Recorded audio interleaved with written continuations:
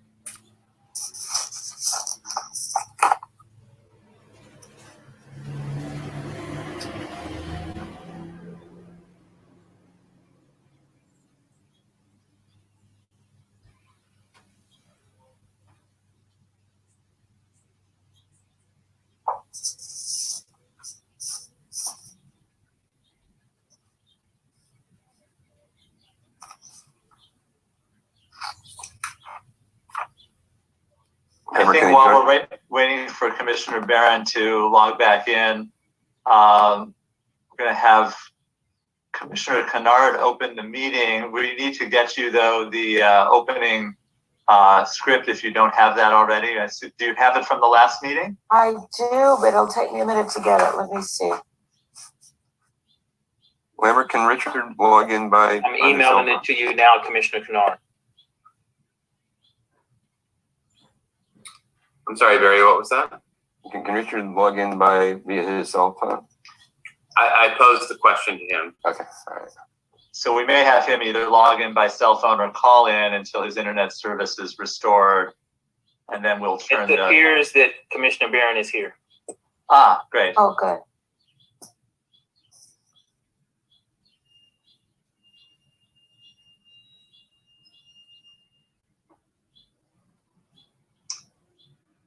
Great, there he is.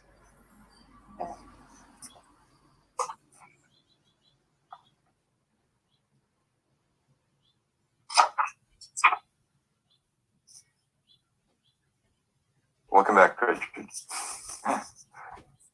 Hang on, I don't know what happened. I think my server went down for a minute or something. I'm now on my laptop now.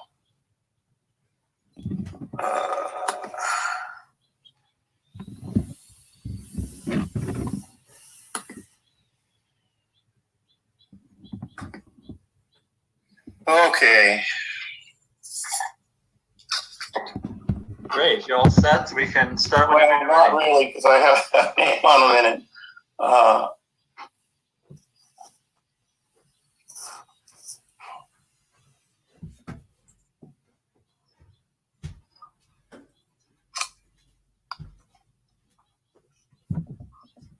Yeah, I have a major problem.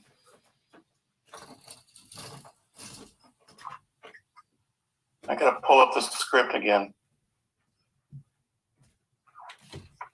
I resent it to you via email. Hopefully it'll be at the No, top. I got it here. I just gotta open it. Everything closed down.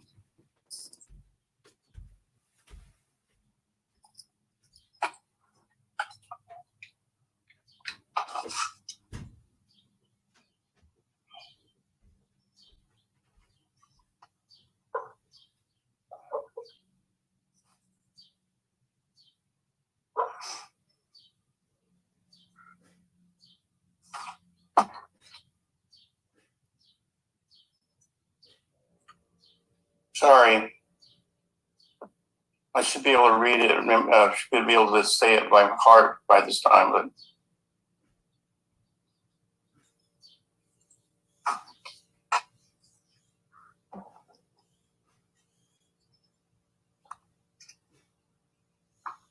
Oh my goodness. Okay, here we go. Sorry.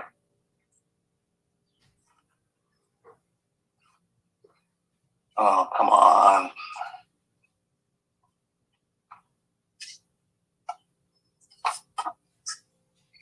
Okay.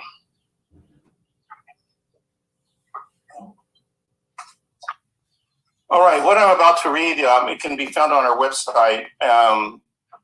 If you need this information, to see this information more clearly. Welcome to the Cultural Heritage Commission meeting. Today is Thursday, July 15th, 2021. The time is 10:12. What the hell's going on here? My name is Richard Barron, and I'm the Commission President. In conformity with the Governor's Executive Order N29-20, March 17, 2020, and due to concerns over COVID-19, the Cultural Heritage Commission meeting will be conducted entirely telephonically. James, roll call, please. Certainly. Commissioner Buelna. Here. Thank you. Commissioner Canner. Yes, I'm here. Commissioner Kennard. Here. Commissioner Malofsky. Yes. Commissioner Barron. Yes. We have a full quorum. Okay. These are the general instructions. Please note that this meeting is being recorded. Therefore, that we ask you to state your name before you speak. Audio for this meeting will be available online within 2 business days. The agenda and meeting presentations are available online through the Planning Department website. There is a link to access the presentations at the top of the agenda. As in the past, this meeting can be heard through council phone number by dialing 213-621-2489. Again, that's 213-621-2489 or 818-904-9450, 818-904-9450. Members of the public can also view this meeting online by clicking on the Zoom link located near the top of the agenda.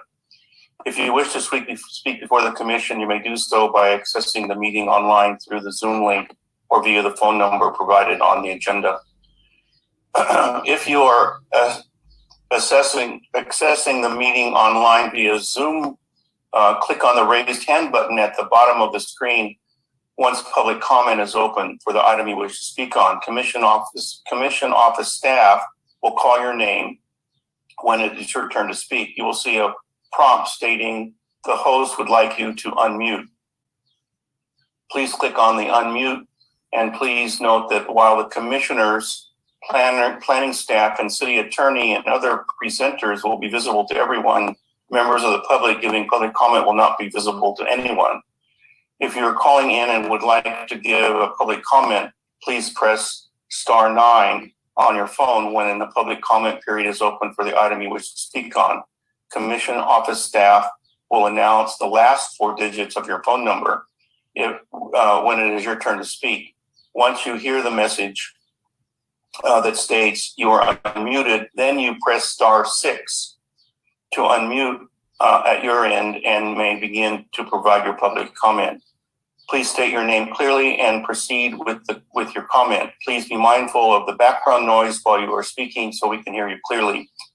Your time is going to be monitored by commission staff remotely, and at the end of the time limit, which is 1 minute for public comment, you will hear a buzzer or a sound or a verbal indicator, or I may ask you to wrap up your remarks.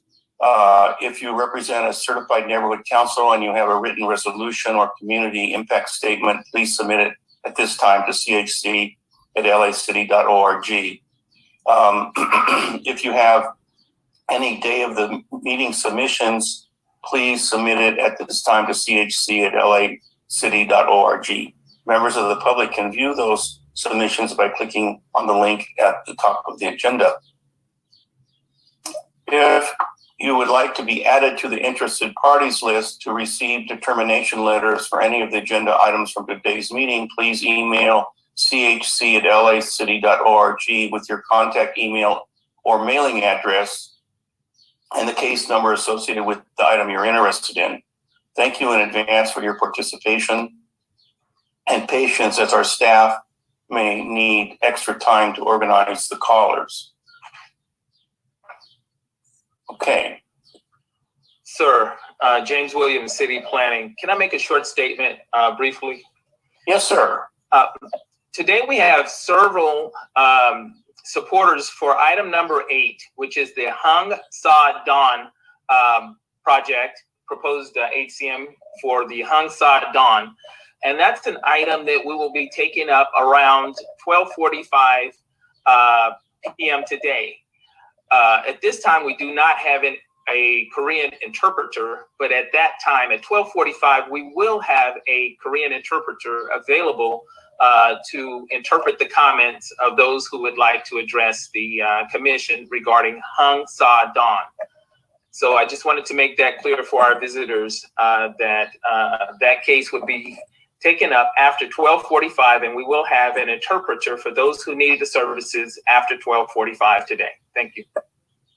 Yeah, one other comment is that I believe we're going to be taking a 30-minute lunch break at some point. It's not clear yet as to when we're going to be taking that, so that's going to affect the schedule as well. Okay, so let's see.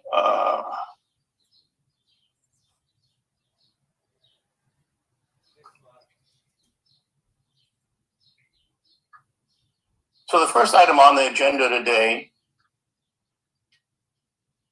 is election of officers. I've been the commission president for, I don't know, over 10 years now. I'm not exactly sure how long I've been president. I inherited the presidency from Mary Martin, who was the previous president. I recently got reappointed to the commission by the mayor's office last couple of weeks. And I think it would be good for me to pass the commission presidency on to a fellow commissioner. And I would like to suggest that we have Commissioner Malosky, be the new president for the commission. So I'm nominating Barry Malosky as president. Barry, will you accept the presidency? Do I need to accept the nomination? I do. Yes, you do. I accept. Okay. This is Commissioner Kennard, I second. Roll call, please. Certainly. Commissioner Barron, Yes. Commissioner Kennard, Yes. Commissioner Buelna, Yes. Commissioner Canner, Yes. Commissioner Malosky. Yes. That motion passes. Okay, Barry, what I'd like to suggest for today is that I continue to run this meeting and that your first meeting will be the next commission meeting. Is that okay with you? I think that's a good idea. The only caveat in that is I will be on vacation for the next commission meeting. So either you or the designated vice president will be running that meeting on August 5th. And with that, I'd like to nominate Commissioner Gail Kennard for vice president. She's done an excellent job in the past and has run meetings very well, and I think would continue to do so in my absence. I'll second. Roll call. Certainly. Commissioner Malosky, Yes.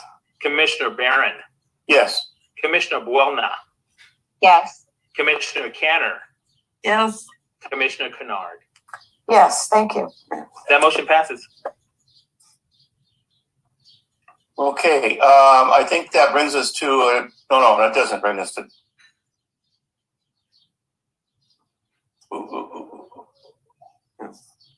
Director's report. There's Yeah, no record report, Ken. Go ahead, Ken.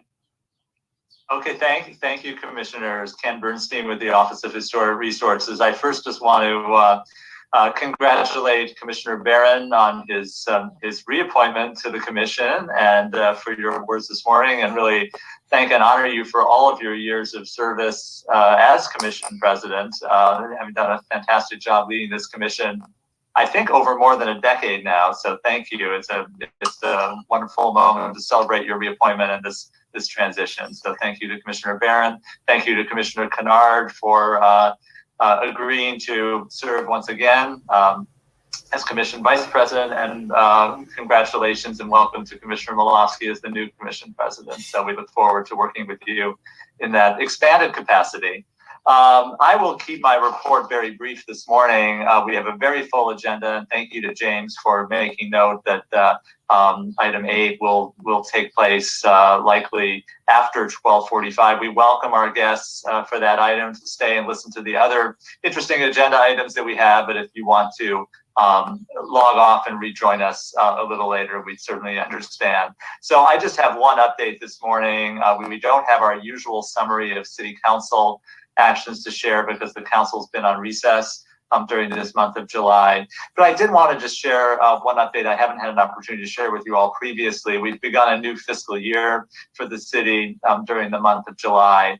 And while our Office of Historic Resources budget this year didn't include any new staff positions being added to the budget, the council and mayor did add one item to our Office of Historic Resources budget, allocating $200,000 for a new program that our office has proposed. And it's a program to provide pro bono technical assistance services to property owners and project applicants within some of our historic preservation overlay zones, and particularly lower income HPOZs. Very frequently, we have residents who find themselves that may be subject to code enforcement actions, sometimes out of a lack of awareness of HPOZ provisions that are in effect, may find themselves in need of further guidance on architectural design or even the basics of the HPOZ process, in assisting them to make their presentation to the HPOZ board and working with our staff to bring their property into compliance with the local HPOZ preservation plan. So we've realized for some time that it would be really important to be able to provide this type of assistance, much in the way that kind of on the legal side, we have organizations like Legal Aid and others that provide pro bono legal assistance, providing that type of technical assistance on the historic preservation side. So we are beginning to craft a program related to this budget item, and are also seeking some grant funding to support the program. We are partnering with the USC Heritage Conservation Program to bring in graduate students in historic preservation as well as architecture students to volunteer their time for this program as part of their own continuing education. We're also partnering with Neighborhood Housing Services of Los Angeles, which provides technical and financial assistance to homeowners. They will be working with us in property owner outreach and engagement, and also bringing forward some of their other financial tools, financial assistance and financial education tools.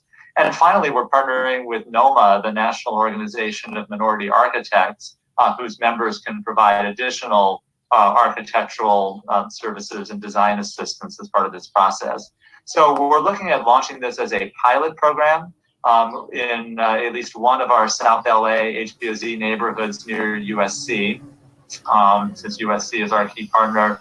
And then we're hoping to expand the program from there. And we're hoping that this city funding, along with, as I said, some grant funding that we've been pursuing, will allow us to start this as a pilot.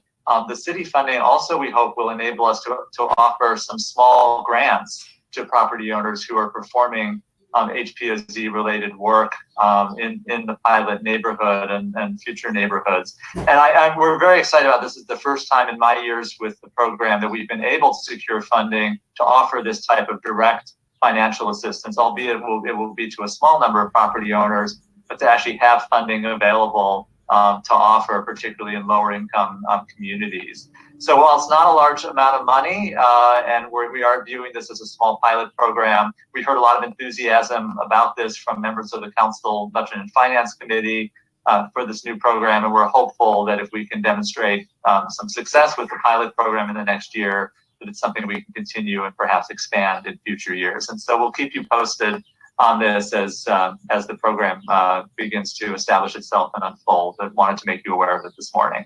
And with that, I'll conclude my report. Okay, thank you, Ken. I guess the next item is the draft letter that was created by Commissioner Malossi, myself, and Lambert and Ken, which I believe you've all received a copy of. This is Commissioner Canner. I live in the Hollywood Community Plan area, and for that reason, I need to recuse myself from the discussion of this item.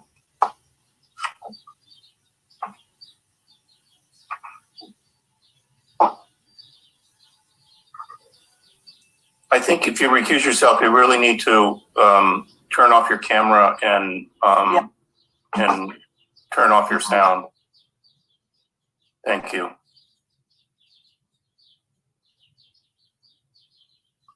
Gail, have you read the letter?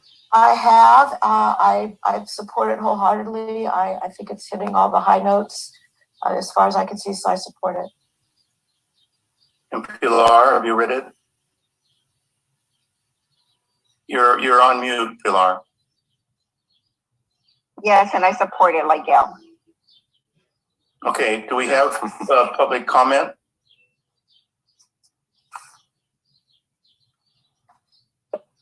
Diego Vasquez, City Planning for Director's Report, Commission Business. You have 1 minute to address the Commission. Simple instructions to address the Commission. If you dialed in telephonically and would like to give public comment, please press *9 and *6 to unmute.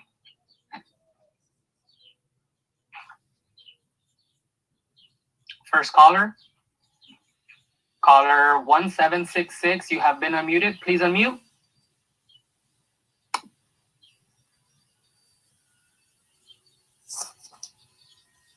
You can unmute by pressing *6. Caller 1766.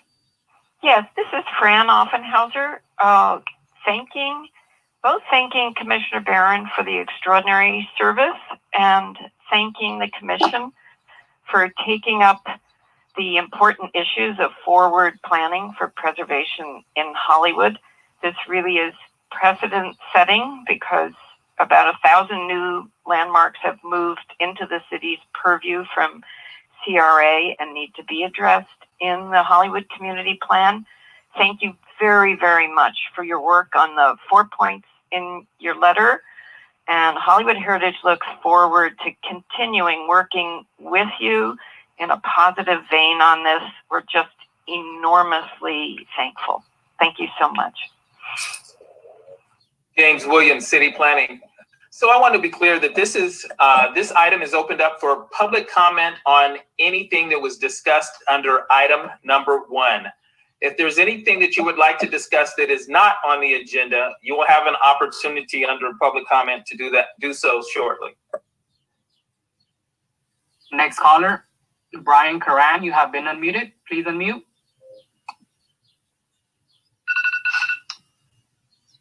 Yes, hello, commissioners. This is Brian Curran, president of Hollywood Heritage. I also would like to echo Fran's note of thanks to you all for taking up this issue and really stepping up to help preserve the heritage and historic resources of Hollywood.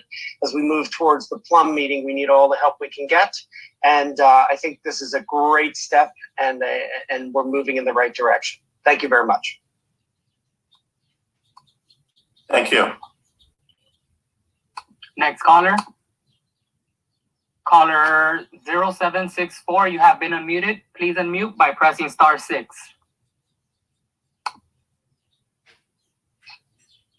Hello, Mickey Jackson with AHF and HHR.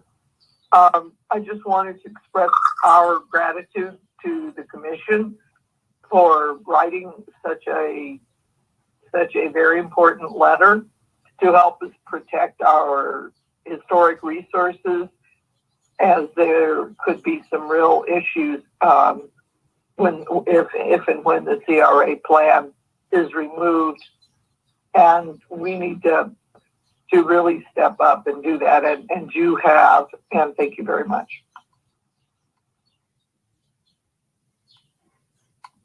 Next caller, caller Donna Williams, you have been unmuted. Please unmute. Hi, thank you. This is Donna Williams, and I'm a 30-year resident of Hollywood in the core, and I am an owner of a property listed under the California district.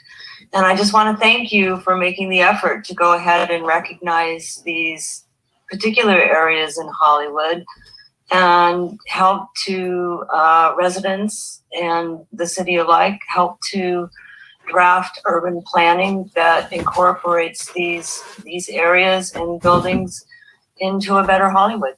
Thank you.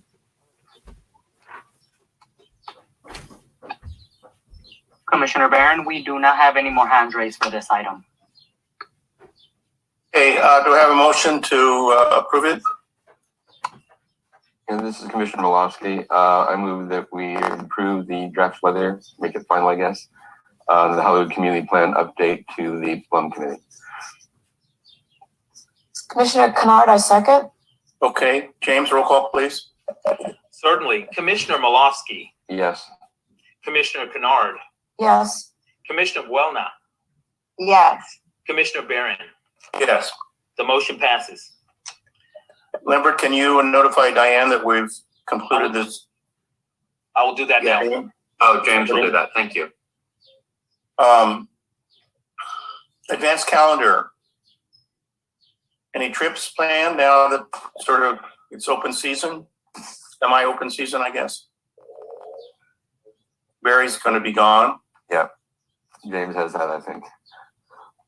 Yes. Anybody else? Long term? Sir, could we hear from Commissioner Kenner also on this item, on this portion of this item? Okay, let's get her back.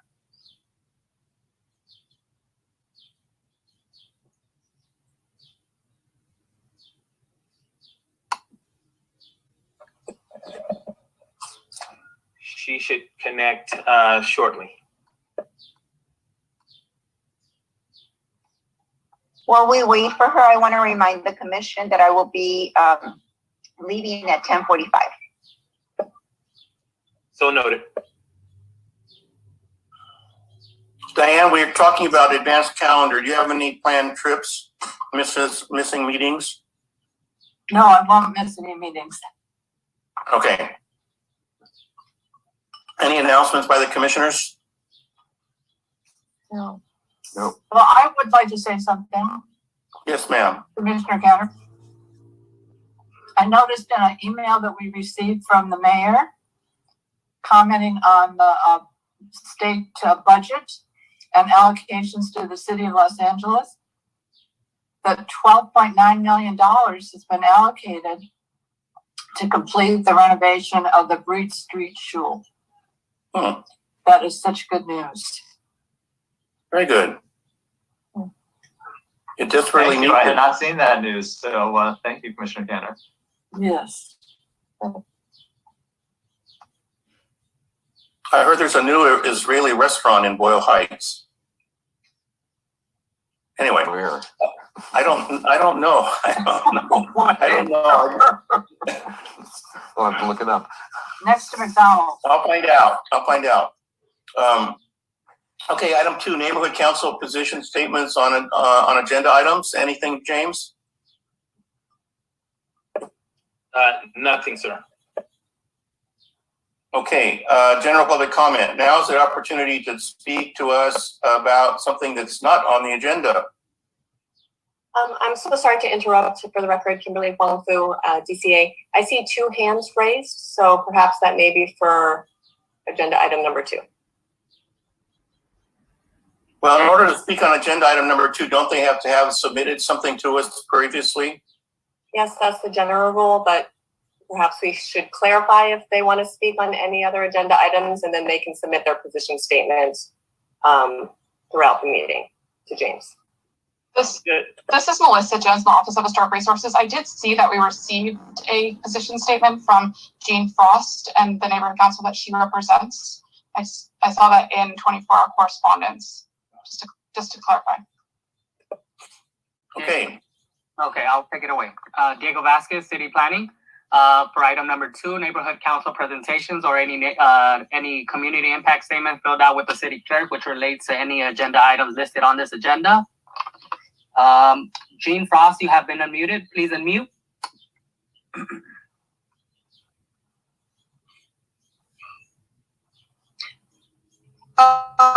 Yes, thank you. I do not know whether the commission would prefer that I speak when we get to the item regarding the Korean Youth Academy, or whether they would like to take my comments now. Could you give me some direction when you would like me to speak on behalf of the neighborhood council and the time allotted? I think you need to speak. You need to speak when the item comes up. Yeah, I believe it's at the discretion of the chair. So whichever. I would prefer that you speak.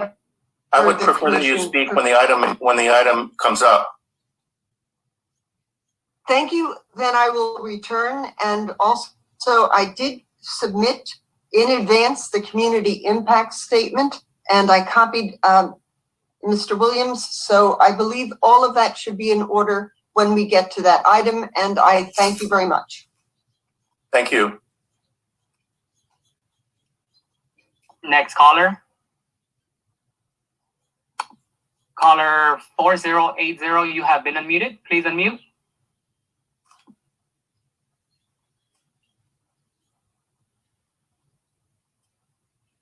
Hi, yes. Hi, can you hear me? Yes. Yes, hi, it's Elizabeth Levins of the Hollywood Arts Center, and I'd like to make a general public comment and speak on items 5 through 8. We're not on general public comment. We're on item 2 right now. Sorry, I'll return.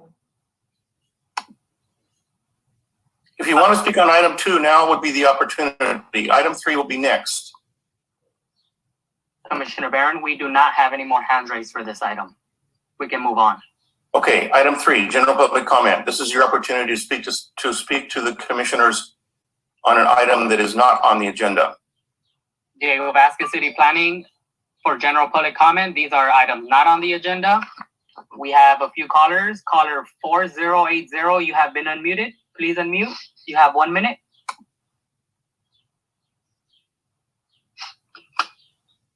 Hi, it's Elizabeth Levins of the Hollywood Arts Center. I'd like to make a general public comment. First, thank you for your help regarding the Hollywood Community Plan and providing some more protections regarding that.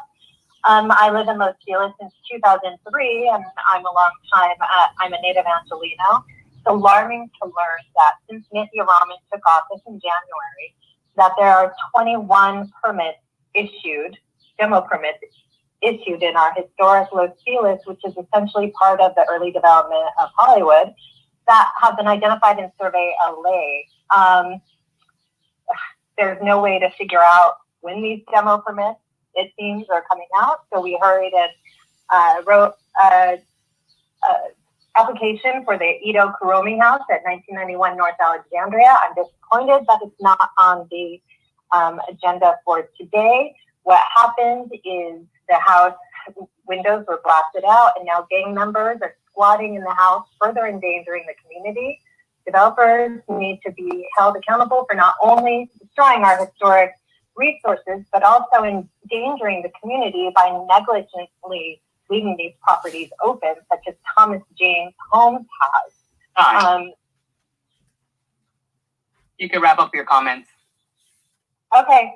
I'm urging the commission to please protect Los Feliz as much as Hollywood. We have an immense amount of historic resources in our community that are getting knocked down at an alarming rate right now. Next caller. Caller David Silvas, you have been unmuted. Please unmute. Yes, good morning, commissioners. I'd like to echo my excitement that Commissioner Cantor had covered about the Breed Street Shul in Boyle Heights. That is a wonderful thing for our community, and we're very excited to finally have money allocated toward this. I'm the Planning and Land Use Chair for the Boyle Heights Neighborhood Council. I'm actually going to be talking about, very briefly, 2006 El Moran Street, which is HCM 839, which is in the neighboring community of Elysian Heights. Is the Paul Landacre Cabin. And the reason I'm bringing this up today is we recently lost a John Paul Krempel designed hospital that was the turn of the century through demolition by neglect. The Landacre Cabin in a neighboring community has been owned since 1965, built at the early turn of the century, and has had zero maintenance done to it in over 50 plus years, if any. It's remarkable that's still standing. It is now for sale. It has acreage with it, and there is danger twofold. One is development of the property, and then also how far can demolition by neglect go? Demolition by neglect is a serious, serious problem. I'm going to echo the caller that was ahead of me with that. We need to do something about demolition by neglect. Thank you. Moving on, next caller. Caller Charlie J. Fisher, you have been unmuted. Please unmute. Yes, good morning. First, I want to apologize for the last meeting when I could not speak. For some reason, I was having technical difficulties when I tried to speak in favor of the Eddie Rochester Anderson house. So that was what was going on there. Then I'm going to echo what David said about the Landacre house. I wrote the nomination on that house a number of years ago, and it has been vacant since probably since about certainly after Landacre's passing in the 1960s. So it's been vacant a long time. And it's exciting that it's for sale. Maybe somebody can come in there that will be able to live in the house. It's certainly restorable. The street, El Moran, has been closed for a number of years, and it might need to look at the possibility of the city redoing that street. It's still officially open, but there are blocks on it, so there's no accessibility by the street to the house at this time. So there are a number of issues here. The application actually called for the house and the grounds, which includes the 4 lots that the house is situated on. I also understand there's some other land for sale to the north, and there's some concern about that, but that is not actually this property. So it's very important that this monument be preserved. Thank you. Next caller. Caller Gene Frost, you have been unmuted. Please unmute. You have 1 minute.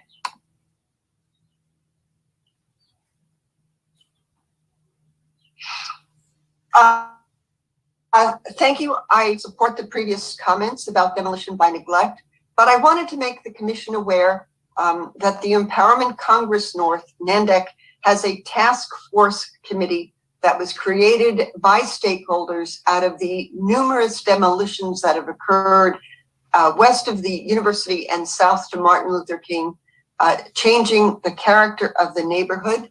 And one of the goals that are going to be undertaken is a historic and cultural resources survey of that area, so there is greater knowledge about the resources that can be uncovered in this very important and significant area of the city. I just wanted to make you aware of that, and there will be an RFP forthcoming. Thank you.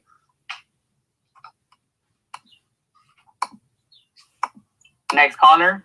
Caller Amy, you have been unmuted. Please unmute.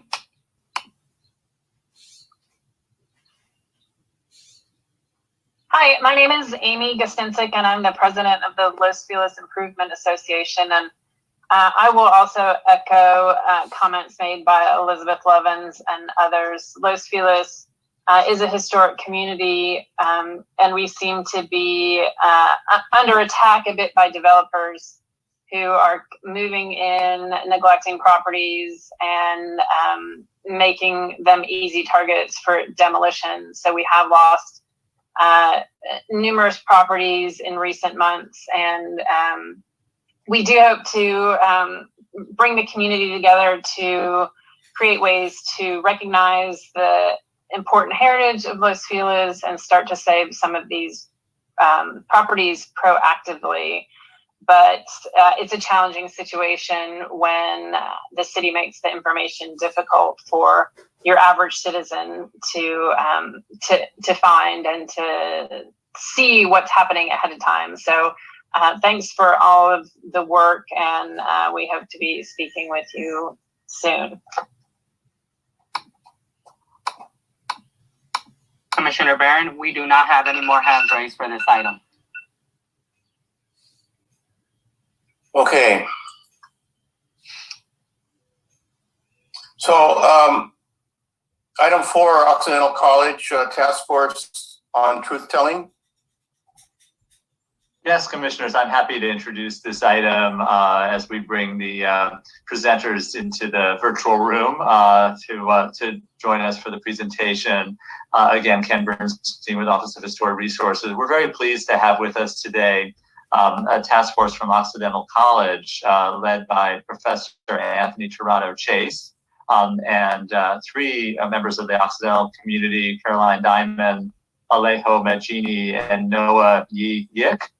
For this presentation. Commissioner Kennard had requested this presentation a few meetings ago after having an opportunity to hear about some of their work. I've now also had an opportunity to meet with this team, and they've spoken additionally with Faisal Roble, our department's chief equity officer, and so it was very appropriate for the full commission to hear from them, since this is really the main city commission that grapples with all aspects of our city's past, not only the positive or celebratory aspects of our heritage, but aspects of our past that are more contentious or fraught or shameful chapters of our history.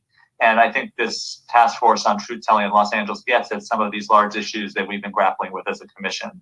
So with that, I'm happy to turn it over to the Occidental team, if they're all in the room, for them to start their presentation.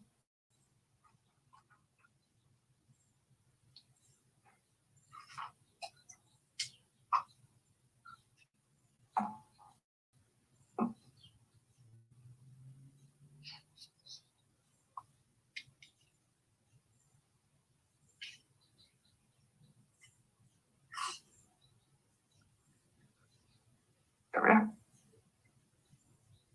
Now share screen.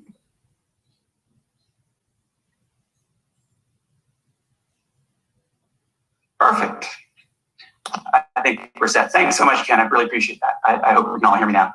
I'm Anthony Chase, and really it's an honor on behalf of Occidental College's Young Initiative on the Global Political Economy to present our work on a key question facing Los Angeles in this moment.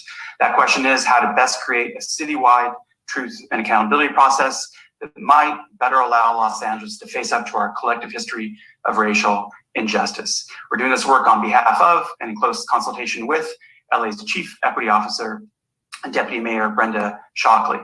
A team of 15 students started this research last spring, and a team of 8 students are continuing that work over the course of this summer. I now turn it over to 3 members of that team, Noah Yiyik, Alejo Majidi, and Carolyn Diamond, to present one section of that research. Noah. Thank you, Anthony. Also, on my screen, it doesn't show the presence that you're in present. Oh, there we go. Perfect. Next slide, please. Last summer's Black Lives Matter protests across the US and around the world were a once-in-a-generation social uprising against police brutality and systemic racism that have defined this nation since its conception. Here we are, 1 year later, and our calls for change and justice have the opportunity to be heard at the institutional level. This is a momentous time, a sort of tipping point for the past, present, and future of the city of Los Angeles.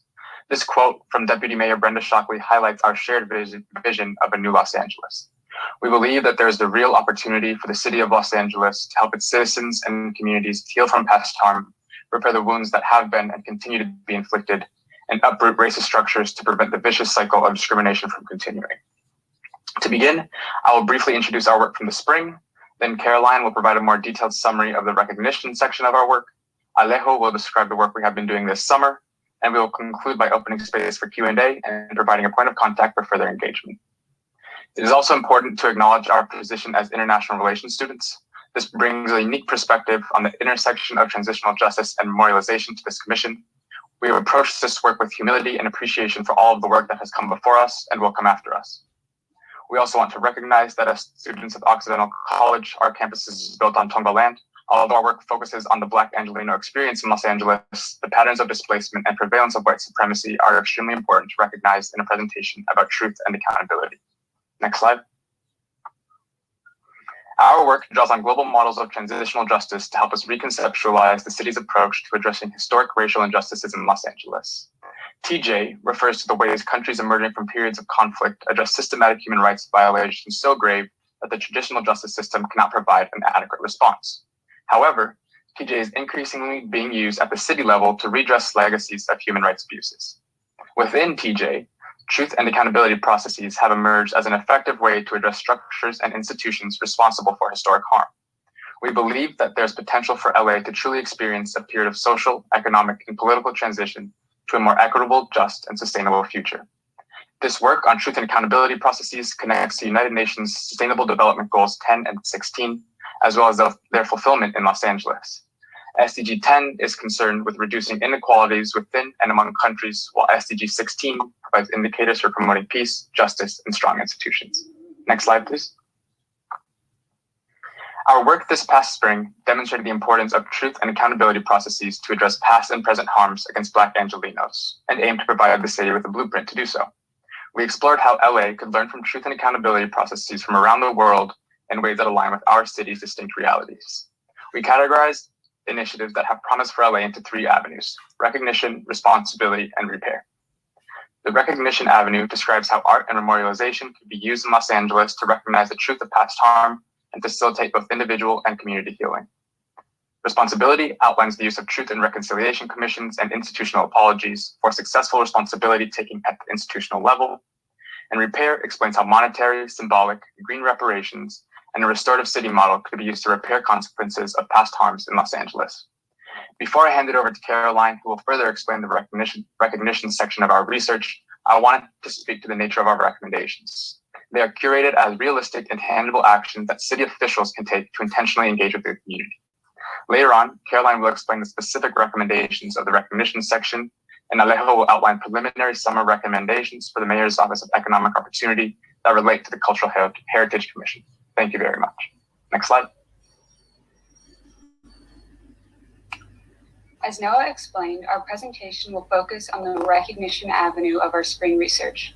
In a truth-telling process, though, recognition cannot be without institutional responsibility and reparative measures.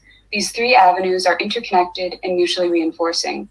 In this section, I will share how art and memorialization can advance a broader process of transitional justice in Los Angeles. Next slide. Our research focused on the power of art and memorialization to bring light, reflection, and education to dark spaces fraught with injustice and atrocity. We were extremely intentional with our definition of art and memorialization. The ways we define words associated with truth-telling have the power to shape public engagement with and perception of our work, both positively and negatively. With that, we define art and memorialization as any co-creating process that seeks to develop public memory and reconcile past harms within the bounds of an aesthetic experience that invites presence to what has otherwise been too painful to bear. There are 3 essential elements of this definition. First, art and memorialization should be a collective pursuit, rooted in co-design across city and community groups. There's potential for a co-designed art or memorialization project to foster both individual and collective healing. Secondly, art and memorialization can communicate profound, hidden truths in ways that archives and traditional information institutions cannot. Finally, memorialization in a truth process is a visible and accessible medium of expression, collective reflection, and learning. This definition includes both permanent forms of memorialization, like murals, and impermanent forms of memorialization, like festivals. This broadens our conception of what can and should be celebrated in public memory and offers the possibility for alternative forms of tangible and intangible remembrance. The broader themes of these definitions are connected to theories of transitional justice. Memorials, community art projects, museums, and the renaming of public spaces are all examples of recognition of past atrocities that commemorate community resilience and bring presence to what has otherwise been too painful to bear.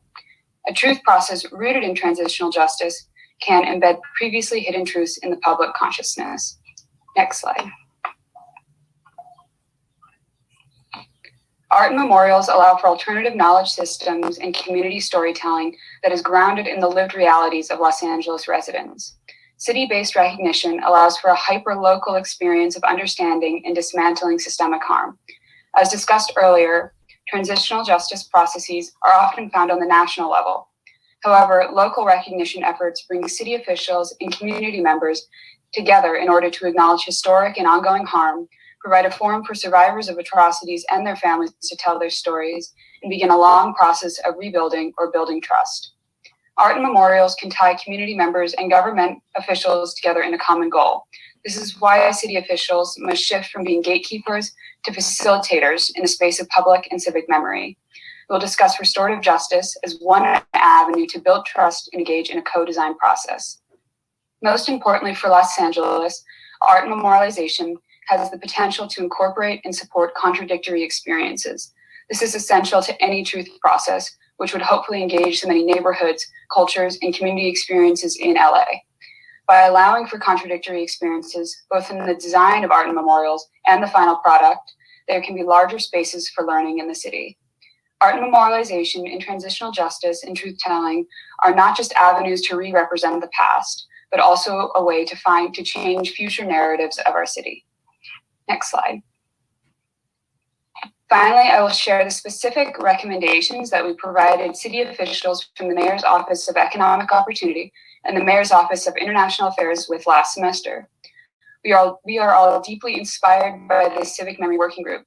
Many of the themes in these recommendations reflect a common goal between our student task force and the multitude of perspectives in the past DURA report and the Cultural Heritage Commission. First, use city spaces for storytelling via art and memorialization that embeds public memory around past harms and historical injustice in Los Angeles' physical environment. Second, support and partner with local artists and organizations working on memorialization and art that recognizes racial injustice as part of Los Angeles' ongoing history. And lastly, map existing, ongoing, and future public memorialization of LA's history of racial injustice and ensure that this map is accessible and integrated into the city's presentation of itself in a public knowledge platform around historical racial injustice. In the article, Reimagining Transitional Justice, Cynthia Cohen says, with skill, artistic and cultural processes can be crafted to engage individuals and communities in transforming consciousness, building relationships, and reimagining the future. Even in the context of ongoing violence and repression, the arts can suggest the possibility of accountability, offer glimpses of freedom, and even bring the idea of reconciliation into the communal imaginary. This is the ultimate goal. Next slide. A key element of our research is the connection between restorative justice and truth-telling. We believe the tenets of restorative justice can help guide a truth-telling process that is centered on relationship building, storytelling, and healing. Further, restorative justice can offer the Cultural Heritage Commission new language and tools for engaging in city community arts and heritage projects. Restorative practices and principles help advance transitional justice mechanisms and truth and accountability processes. For this reason, restorative principles and practices frame our research. RJ practices are humanizing and collective efforts that move beyond condemnation and punishment to address both the causes and consequences of harm in ways that promote accountability, healing, and justice. Restorative justice has become a sort of buzzword over the past few years. It is important to recognize that the phrase has its drawbacks, most centrally the language of restore. In Los Angeles, there may be no collective equilibrium or point in time that communities wish to return to. This is where transitional justice is helpful. TJ is the overarching model for which to imagine a new Los Angeles, one that transitions from a long history and current system of racial injustice. The tenets of restorative justice, like dignity, peace, security, and relationship building, are avenues to catalyze this transition in an authentic and honest way. RJ practices can be incorporated through listening circles and community building spaces to engage in a co-design process of art and memorialization. We will have our contact information at the end of the presentation and welcome any further conversation or questions about the potential use of restorative justice in truth-telling and cultural heritage projects. Now I'll pass it over to Alejo to share what we are doing this summer and how our work can connect to all of you. Thank you, Caroline and Noah. This summer, our objective is to provide the City of Los Angeles, through the Mayor's Office of Economic Opportunity, with concrete first steps to stimulate the truth and accountability process regarding past and present structural and systemic racism. This task is guided by two main questions. What is our city telling the truth about? Considering the importance of keeping community voices at the center of truth-telling processes to ensure participation and co-creation of a local narrative that brings together Angelino's personal stories and lived experiences. And secondly, what are the first steps the city can take to facilitate and advance the truth-telling process in Los Angeles, emphasizing the role of city officials as facilitators of this process, ensuring that the ownership and focus of every productive effort remains in the community. Based on the framework of our spring report, Truth in LA, Recognition, Responsibility, and Repair, we believe, and our recommendations reference, the need of a co-design process between the city and the community and across diverse groups of Los Angeles. Next slide, please. In order to answer these questions, we're conducting interviews with academics, city officials, and practitioners at the local, national, and international level to understand what our city should tell the truth about and locate best practices for convening a truth process based in co-design and restorative justice. Additionally, we are developing a landscape analysis of actors in Los Angeles, leaders and community organizations committed to truth-telling, healing, and racial justice to identify local expertise and ongoing projects that could frame a community-owned process. The work of the Cultural Heritage Commission is crucial for the advancement of the truth-telling process. Recognition through art memorialization, as our research and interviews informed, is a promising avenue to build a more inclusive narrative that centers how non-communities have constituted Los Angeles with the hope of imagining a new, more pluralistic and just history and present for our city. We deeply hope to continue working towards this goal together. Next slide. 3 weeks away from our final presentation to the city, we have identified 3 initial recommendations that relate to the Cultural Heritage Commission's mandate. We would like to share them with you.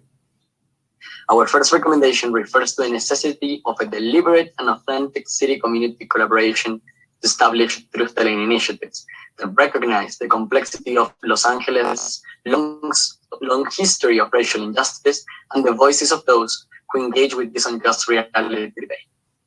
It is crucial to note that if truth initiatives fall short in engaging with these realities, are not sustained through time, or lack humility when addressing individual and community grief, they could lead to more harm. We also recommend engaging the community, local organizations, and city officials through a collectively led Memory Day in a citywide event to commemorate diverse experiences and histories of Los Angeles. Building relationships through knowledge sharing and commemoration is key to starting a conversation on truth-telling. An event of this caliber can become a space for educational workshops on the histories of Los Angeles, academic symposiums on truth-telling processes, and local artistic expressions and memorialization. All of this driven by local creativity and imagination. Our third recommendation is to co-design a unifying series of memorials that embodies Los Angeles' collective memory and are geographically dispersed across the city. Each of these pieces evokes portions of the history of Los Angeles, but when taken together, they tell an inclusive story of truth in our city. The hope is for the establishment of memorials that cross LA's many divides, racial, ethnic, class, and geographic. Such memorials must speak to the structural violence faced by oppressed peoples throughout LA's history, but also lift the ways in which these communities have always been part of constituting Los Angeles' uniquely diverse cultural fabric. Next slide, please. Our project, as our recommendations, is centered in relationship building. We are committed to continuing this conversation and providing a space to listen to different voices from the community. The slides from today's presentations can be found on the agenda of the Cultural Heritage Commission's website. The questions you see in the slide currently present have driven our conversations during the summer, and we would love to hear your ideas about them. Your contributions are needed and much appreciated. You can email your reflections and comments to the email address you see on the screen, younginitiative@oxy.edu. Feel free to contact the Young Initiative if you wish to learn more about our recommendations to the City of Los Angeles, read our spring report and recommendations, and receive updates on our projects. We deeply value this opportunity to share our research with you and your time engaging in this necessary conversation. Let's commit to continue building this relationship, keeping in mind that progress advances at the speed of trust, and convinced that with this work, we are closer than ever. Thank you very much.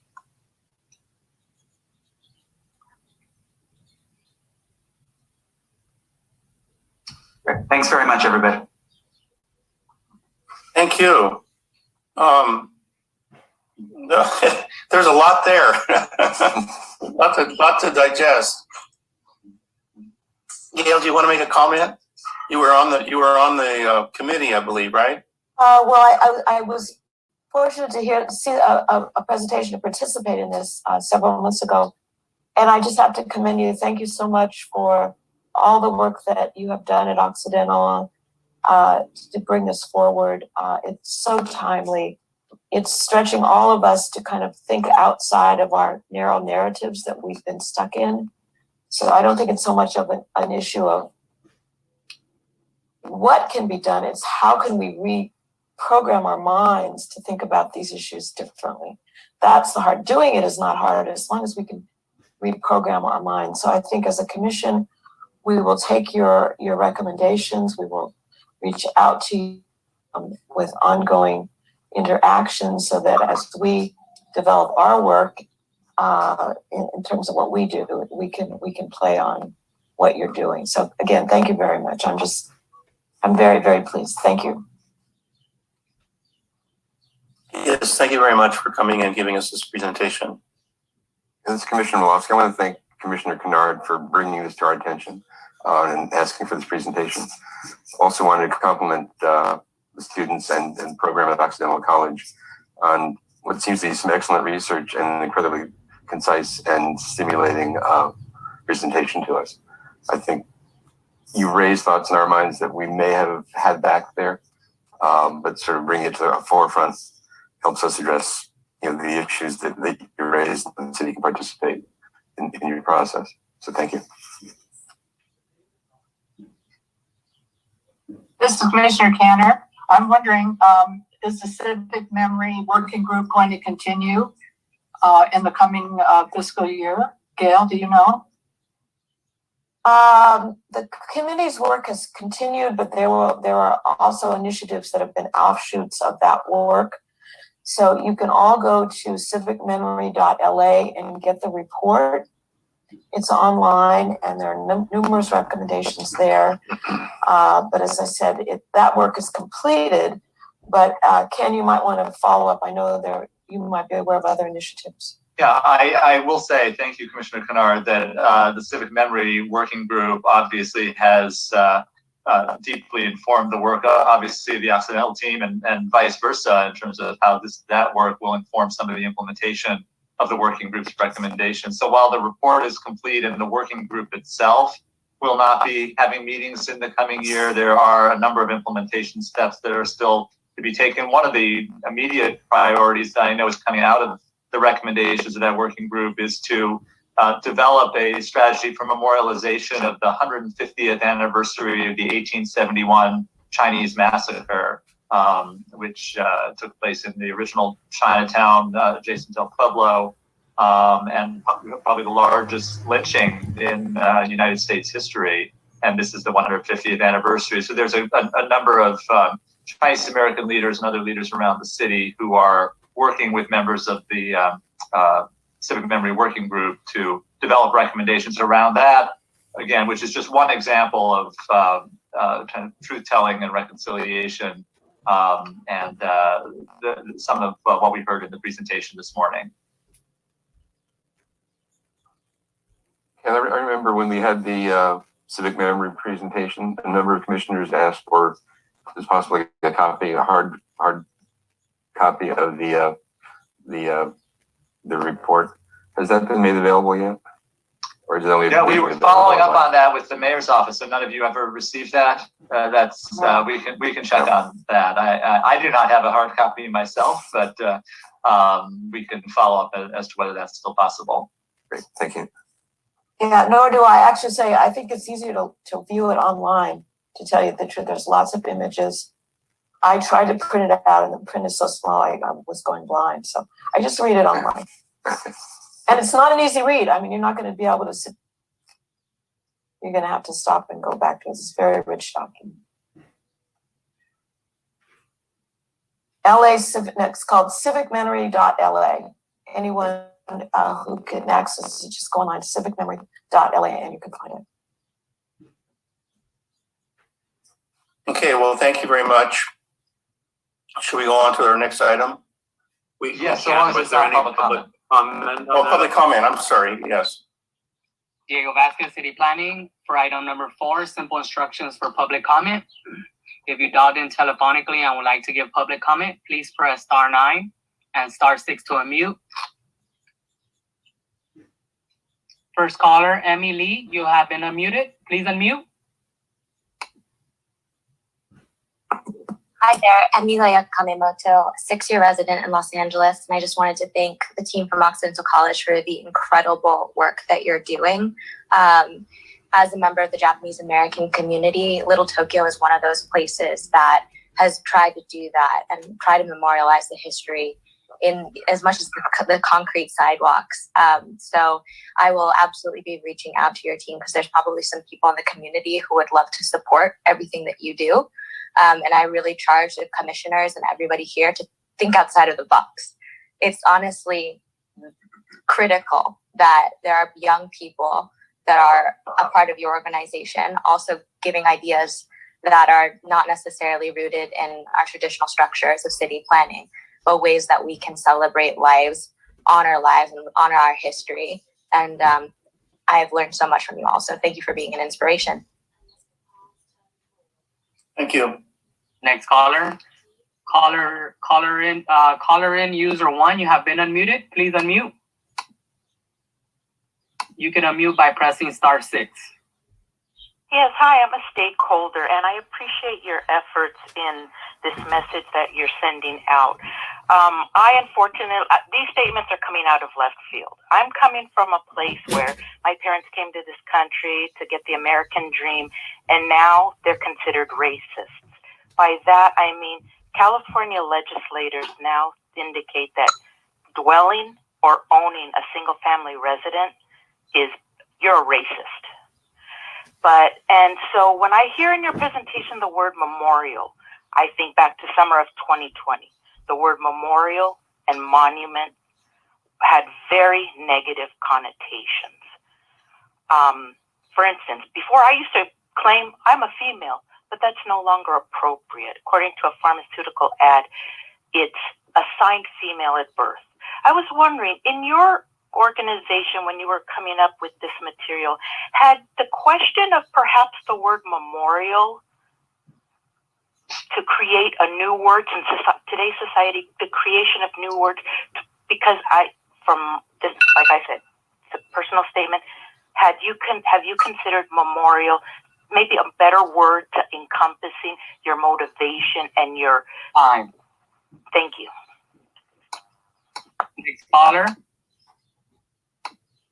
Caller 4350, you have been unmuted. Please unmute. You can unmute by pressing *6.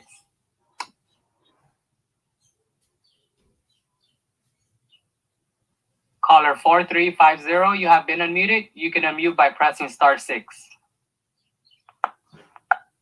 Please go ahead.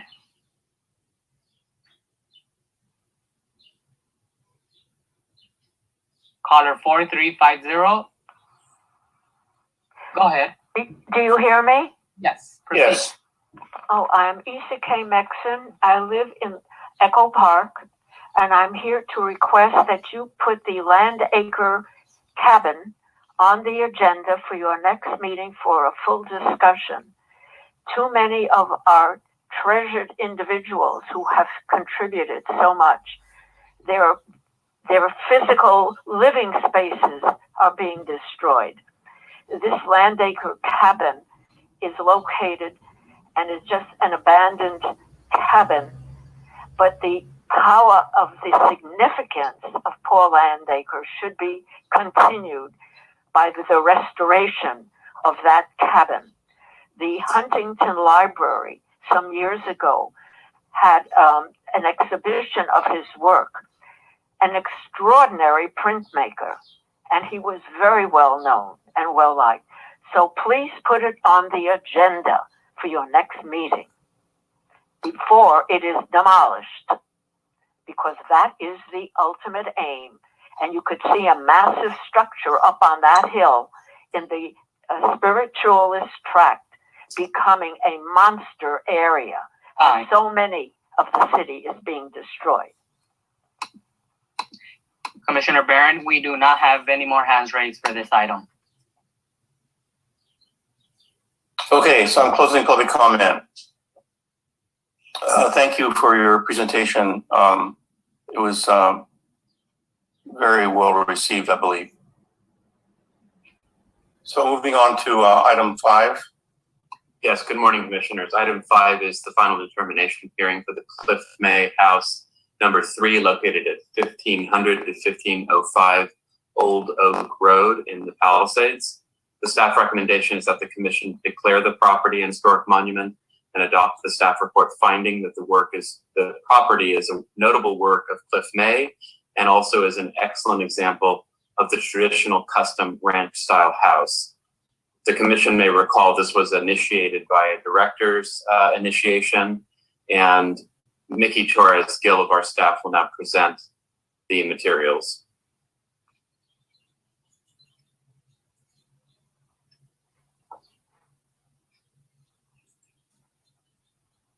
Can you see my screen? Yes, we can. Commissioner Barron, how much time should I put on the clock? How much do you need, Mickey? May I have 11 minutes, please? You may. Perfect. Thank you. Okay, good morning. I'm Mickey Torresgill with the Office of Historic Resources, and today I'll be presenting the nomination for the Cliff May House number 3. On March 9th, 2021, the Director of Planning initiated the consideration of this property as a historic cultural monument worthy of preservation. The Cliff May House number 3 meets one of the historic cultural monument criteria. It exemplifies the distinctive characteristics of a style, type, period, or method of construction, and represents a notable work of a master designer, builder, or architect whose individual genius influenced his or her age as an excellent example of the traditional. I'm sorry to interrupt you, but I think we're seeing black. We see PowerPoint presentation at the top, but maybe another screen needs to be selected. How about resume share? Let me try again. Yeah. Sorry about that. No problem. There you go. Okay. Okay, I'll just start from here, and it's good, right? You can see. Yes. Okay. Okay, the Cliff May House number 3 meets one of the historic cultural monument criteria. It exemplifies the distinctive characteristics of a style, type, period, or method of construction, and represents a notable work of a master designer, builder, or architect whose individual genius influenced his or her age, as an excellent example of the traditional custom ranch house architectural style, and is a work by master architect Cliff May that embodies his ideas for the California ranch house, for which he is widely renowned.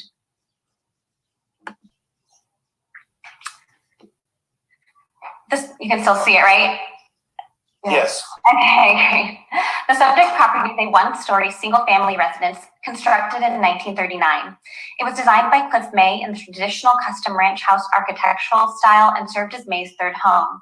It also served as the model home for the Riviera Ranch residential subdivision developed by May. May remodeled the property in 1949. He also designed additions for subsequent owners, including actor Robert Wagner, between 1983 and 1985. The property was identified in Survey LA as individually eligible for listing under federal, state, and local designation programs. It was also identified as a contributor to a potential Riviera Ranch residential historic district, found to have significance as an excellent and unique collection of California ranch residential architecture, and as an important example of post-war residential development by architect Cliff May. The subject property spans 2 irregular parcels off a cul-de-sac on the south end of North Old Oak Road in the Brentwood neighborhood of Los Angeles. It contains a single-family residence with garage and stables attached via a portico share, a motor court, 2 paddocks, 3 detached accessory structures, including a guest house, office, and gym/dance studio, an extensively landscaped yard with pool and jacuzzi, a paddle tennis court, and several ancillary structures. Irregular in plan and oriented north, the single-family residence is constructed of wood frame and brick, sits on a concrete foundation, and is generally clad with smooth stucco, though some brick is left exposed. All elevations are characterized by 2 wings that are asymmetrically arranged and comprise low horizontal volumes capped by low-pitched wood-shaped gable roofs with wide eaves and exposed rafters. Fenestration is varied and includes a mix of steel, wood and aluminum, single and multi-light, casement, double-hung, and sliding windows. Windows are deeply inset and have brick sills or projecting bullnose stucco surrounds. Some feature wooden security grills. The building has several landscaped patios, many contained within adobe block walls and featuring raised brick planters, tiled or stone water features, and lush plantings. The primary north-facing facade features 2 wings connected by a centered portico share. The wing extending northeast features a tapered stucco-clad tower and exposed brick walls. The wing extending northwest has minimal architectural details. The east elevation contains a recessed primary entrance and fronts a large concrete motor court accessed by the portico share. Features include a full-length porch with wide overhanging roof eaves and tapered stucco columns along the east wing of this facade. Along the northeast wing of this facade are two double-bay garages and auxiliary rooms containing a tool shed and horse stables. This portion of the facade is fronted by a shallow arcade with wood post supports that opens onto a paddock with metal fencing. The west-facing side elevation is configured into a U shape around a large concrete terrace and landscaped grounds. The wing extending northwest features board batten siding and wood French doors and aluminum sliding doors, which open onto a covered porch and concrete terrace and an adobe block wall. At the end of the wing extending northwest on the east elevation is a detached gym/dance studio. The rear facade contains a low volume at the location where the two wings meet. While this elevation is generally characterized by smooth stucco cladding, recessed entrances with projecting stucco surrounds, double-hung wood windows with wooden grills, and stuffed brick bases, the low volume is distinguished by aluminum windows and an overall lack of detail. Pictured on the left is a decorative wrought iron fence with an oversized wood post and lintel frame that fronts the driveway along North Old Oak Road. On the right is the primary entrance, featuring a deeply recessed paneled wood door and raised stucco surround. On the interior, circulation comprises long hallways that accommodate changes in grade. Interior wall finishes include stucco, wood paneling, painted brick, and decorative tile, while floor finishes are wood or saltillo tile. Architectural detailing includes exposed wood ceiling beams, wood built-ins, wood plantation shutters, corner fireplaces, tiled window seats, and bull-nose stucco corners. On the left is the interior of one of the stables, featuring exposed brick construction and concrete floors. On the right is the interior of the gym/dance studio, which features carpeted flooring and mirrored walls affixed with dance beams. Like the primary building, the detached accessory buildings typically feature rectangular plans, stucco-clad wood frame construction, and projecting brick bulkheads, and low-pitched wood-shaped gable roofs with wide eaves and exposed rafters. Pictured is the guest house at the northern edge of the site, which shares similar interior finishes and detailing to that of the single-family residence. The origins of the 20th century ranch house can be traced to the haciendas of Southern California and the simple wood-framed farmhouses of Northern California, Texas, and the plains of the American West. Also influencing the early ranch houses were progressive architectural trends like the Prairie School and early modernism, which advocated a simple and honest aesthetic that embraced natural materials, abstract ornament, and open, free-flowing configurations. The advent of the automobile made it possible for houses to assume more horizontal plans and occupy wider lots, making the construction of rambling ranch houses more feasible. Though the ranch house style drew on a number of early influences, it was the work of Cliff May, commonly referred to as father of the ranch house, that propelled the style into the public consciousness and rendered it a popular choice for residential design. A self-taught designer, May designed approximately 50 ranch houses between 1931 and 1937, during which time his style evolved into two basic design schemes that became characteristic of the traditional ranch style, the Mexican hacienda and the early California rancheria. After relocating to Los Angeles from San Diego in 1938, May designed several custom ranch houses in the Brentwood and Pacific Palisades areas.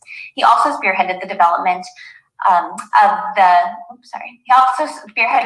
a residential subdivision of a custom designed ranch houses called Riviera Ranch.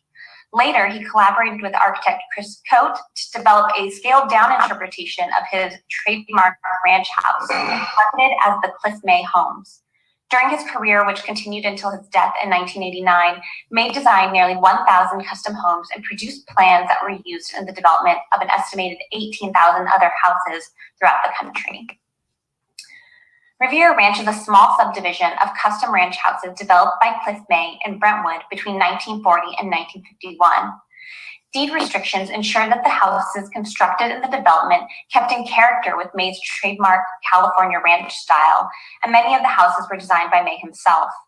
Though most of the development in Riviera Ranch was completed by 1951, later houses were designed to complement May's style. Riviera Ranch is generally considered to be the most complete embodiment of May's early work. The subject property was the first house to be constructed in the Riviera Ranch subdivision and served as a showcase home for the development.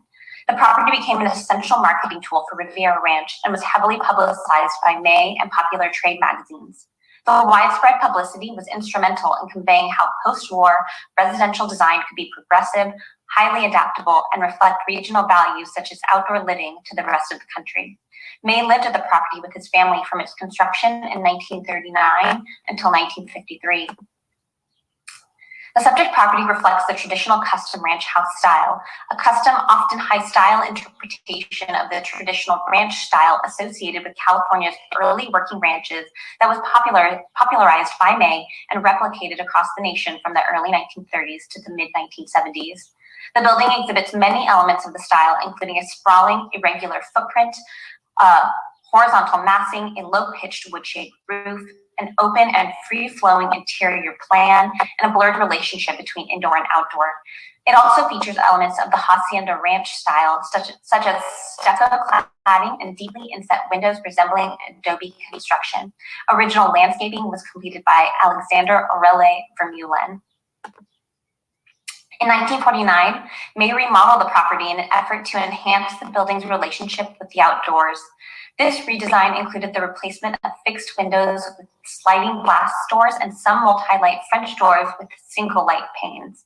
New landscape design by Douglas Bayless included the expansion of the terrace on the west side of the building. May continued to refine the ranch style throughout his life, as seen in his remodel for the subject property between 1983 and 1985 for friend and actor Robert Wagner. In 1983, additional living quarters, a bathroom, and a lounge were added.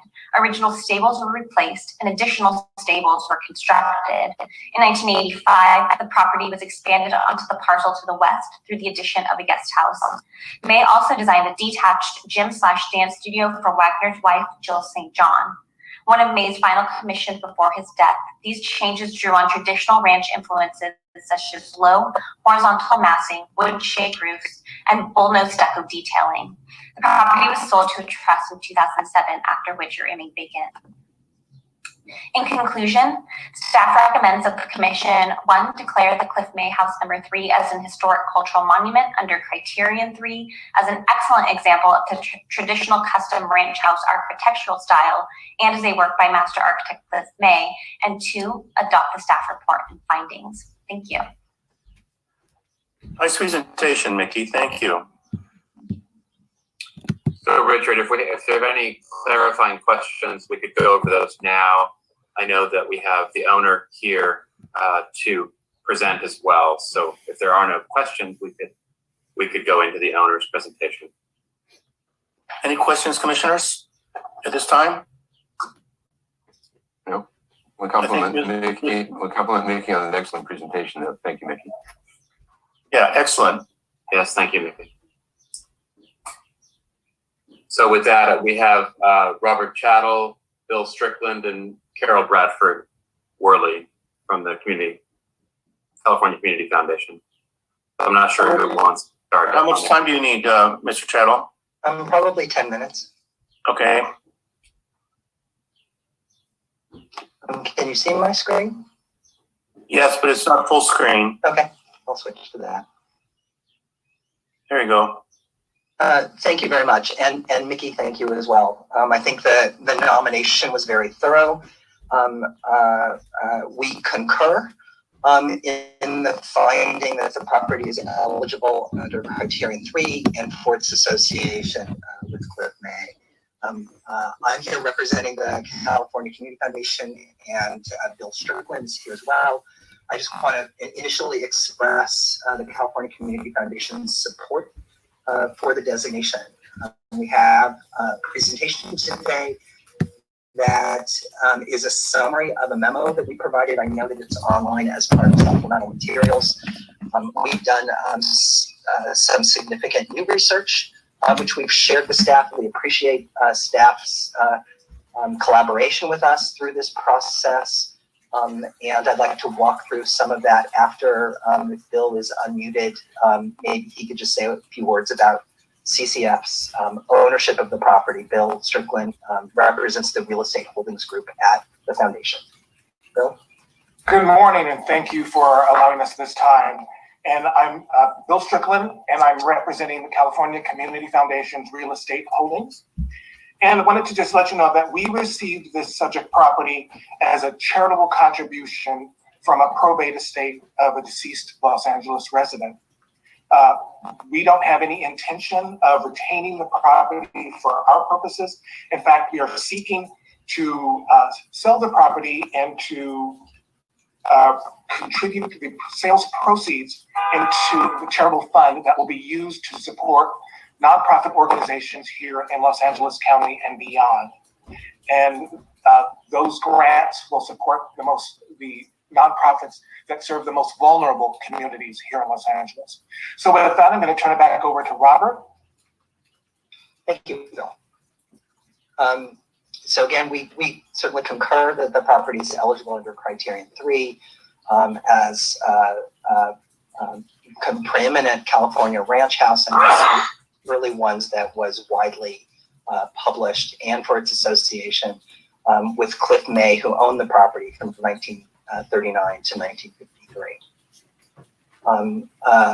We did some additional research to supplement information that was shared by staff.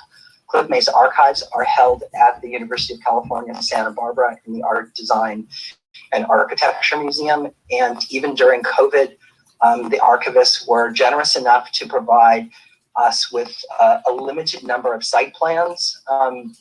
Some of the images shown from the UCSB archives were literally taken by the archivist with their cell phone and given to us because they are still not able to send materials out to be scanned. But hopefully, whoever rehabilitates the house will be able to gain access to the full complement of materials on file there.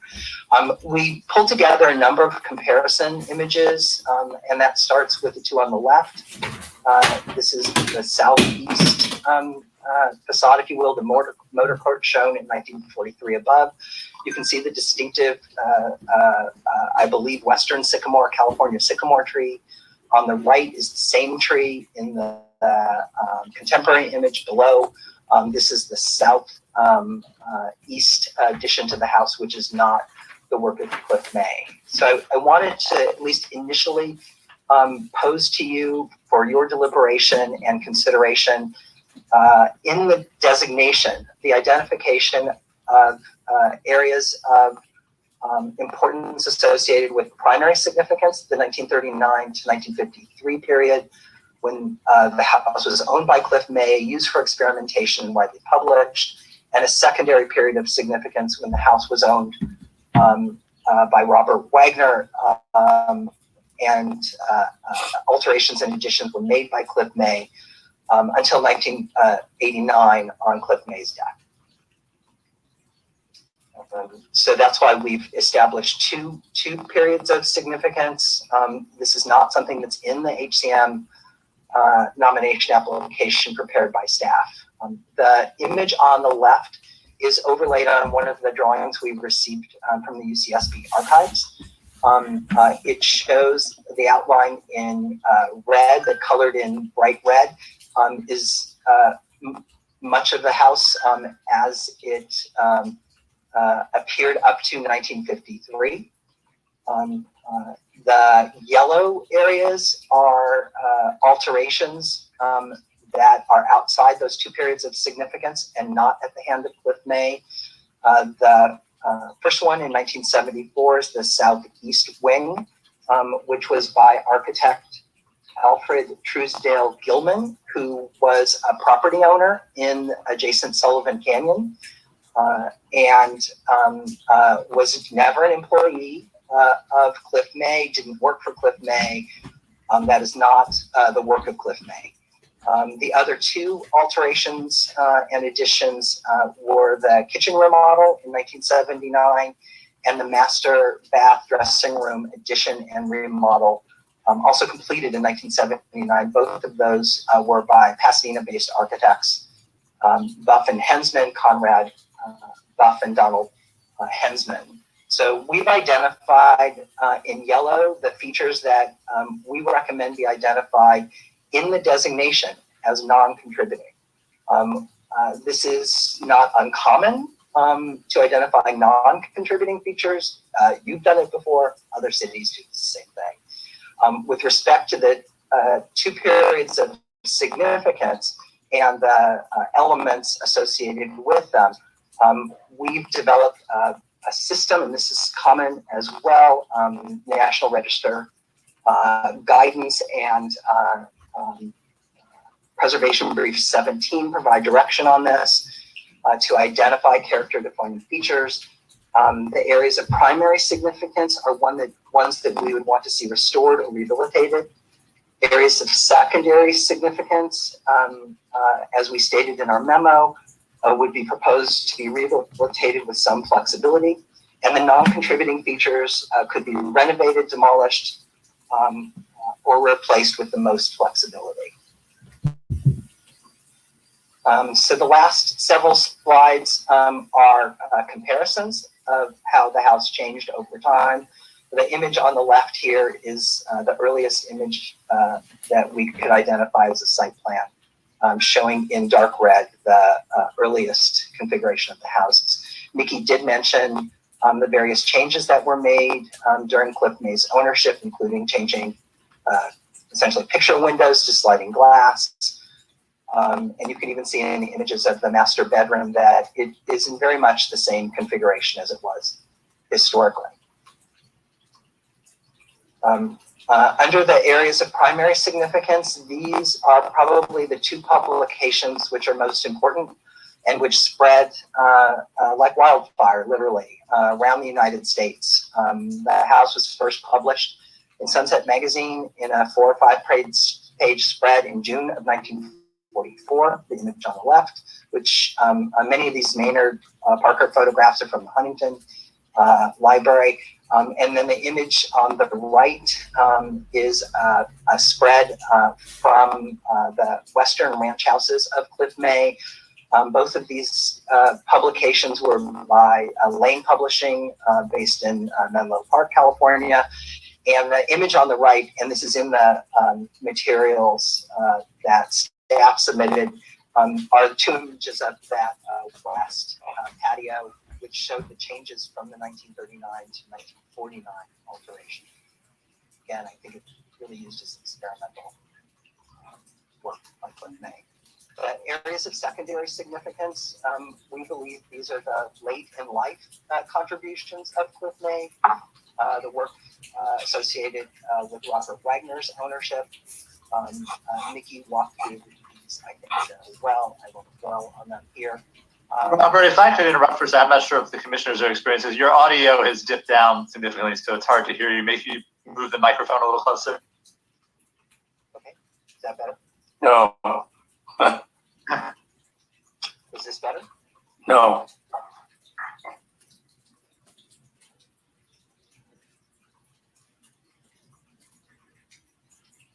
This better? A little bit. Okay. This is my last slide, so I apologize. There you go. There you go.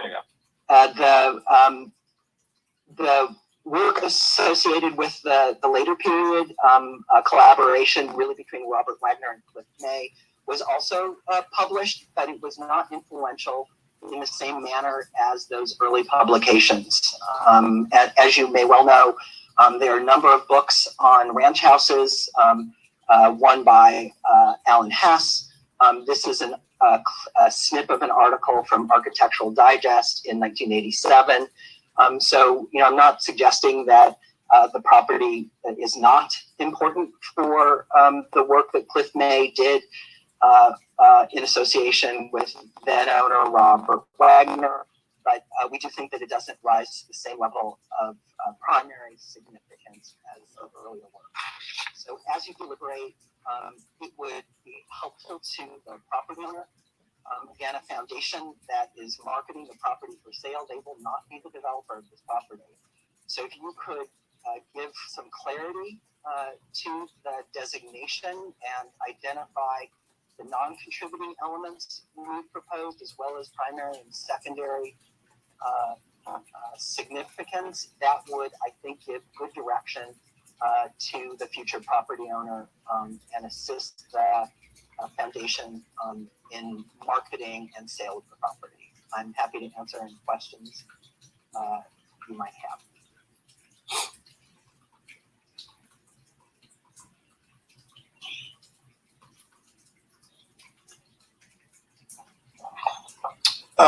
You need to look into your, am I muted? No. You need to look into your audio. You went in and out several times during your presentation. We could hear you, but it was often difficult. Yeah, any questions, commissioners? I've got a question for staff, Commissioner Malofsky. The presentation that Robert Chattel just did would be included in the file on this property, correct? That is correct. So any proposed work to be done on the house, this information would enter into staff's thinking in terms of level of restoration, preservation, or alteration, correct? Absolutely, yes. I think, we certainly commend the ownership for undertaking this task, because this is usually something that does happen in the context of a project or a proposed rehabilitation. So front loading it now to get a better understanding of the property certainly helps, all parties involved, and might provide guidance to prospective buyers, which is, what the current ownership is seeking to sell the property. So I think it all helps, and certainly given the importance of this property, a future project could come back to the commission for review as well. Okay, thank you. Well, it seems that Robert's request is reasonable based on the amount of work that's been done there. But I think in the end, it's sort of our staff's purview to look at sort of how someone would try to manipulate the restoration of it. The property is in very serious sort of in need of restoration. I mean, the roof is leaking like a sieve, which is causing most of the problems have caused most of the problems there. Gail and I were able to visit. I think Shannon was also on the tour. Correction, it was Diane, I believe, Diane Canner. Oh, was it Diane? Was it Diane? Yes, it was me. Yes, okay. So I looked like Gail that day. So, I mean, when you think of early modern, you think of Neutra and Schindler. When you think of Ranch House, you think of Cliff May. So this is absolutely an important building that needs to be protected in any way we can.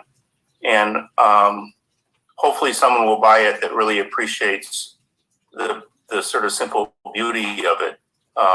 But it's in very, very poor condition right now and really needing a lot of tender loving care. So I'm very willing to sort of embrace the presentation that Robert Chattel presented in terms of creating sort of a hierarchy of, what was Cliff May's original early work and what is maybe not so significant as in the sort of later work that was done by others. But let's open it up for public comment. Diego Vasquez, City Planning, for item number 5, simple instructions for public comment. If you dialed in telephonically and would like to give public comment, please press *9 and *6 to unmute. First caller, Melissa McFadden, you have been unmuted. Please unmute.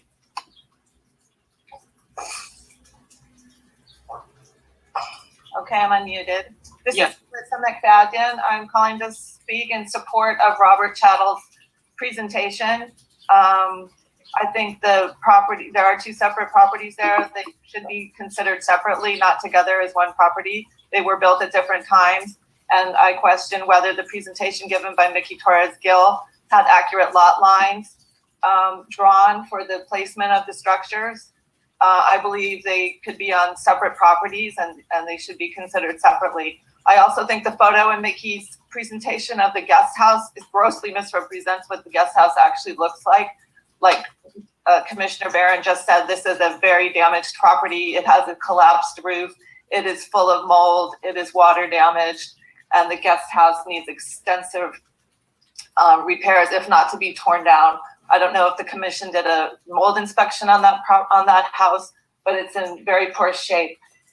I don't think that guest house does meet the criteria for the cultural heritage ordinance of being historic or of cultural significance. I do agree with Mr. Tattle that the rest of it does, that the main house and the stables are a good representation of Cliff May architecture and deserves to be preserved, but I think they should be considered as two separate properties on two separate.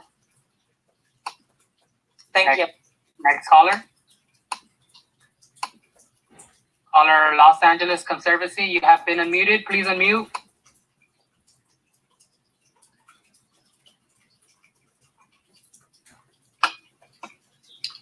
You can proceed.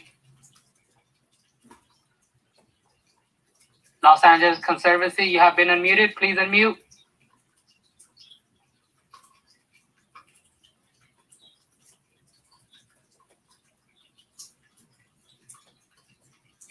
You have been unmuted. Please proceed.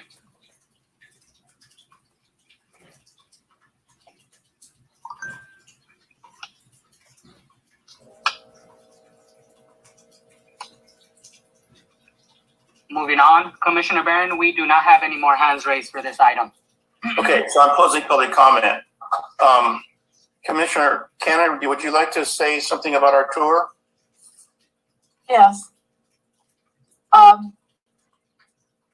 This is why we have site inspections, because the photos don't really depict the poor state of that property. We talk about circulation in a Cliff May house. There's absolutely no circulation because of all those additions over time. It's really like a maze. At some points, you wonder, where am I in this house? It's just sad. It's like, a rich man goes crazy with the idea of a ranch house, and he creates a prison. I hate to be so, frank, but it's very, very disappointing to see the alterations that have been made to that property over time.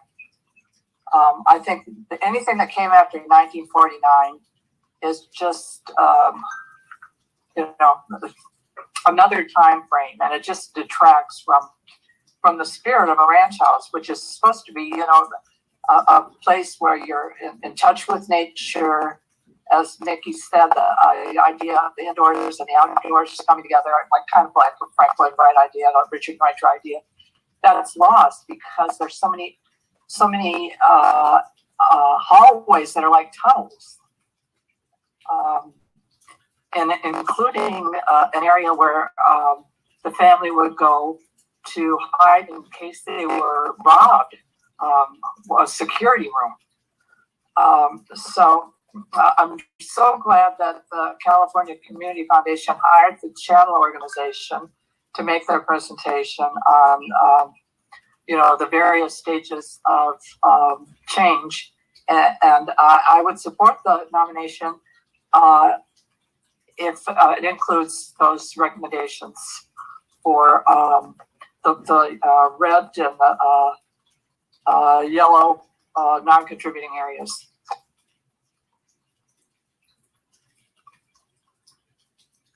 So you really like it, I can tell. Cliff May did all his best work there in that Sullivan Canyon area. And the culmination of his career was his home that he designed for his family. Later in his life, Mandalay, and Mandalay is gone. And he considered that his greatest work. Well, I think this building has potential, but I think it does have a lot of problems. One problem being, it was interesting in one of the early slides when Sunset Boulevard looked like a 2-lane little road. Yeah. And one of the things that is very disturbing about the property is the traffic. It backs right up to Sunset Boulevard. You don't see it, but boy, do you hear it. Yeah. It's like right there, and it's it's like that. You've got this tranquil, sort of idyllic site that's like right next to Sunset Boulevard, and cars and whatnot are running by. So it's an unfortunate sort of situation. I don't know if anything can be done to sound mitigate that.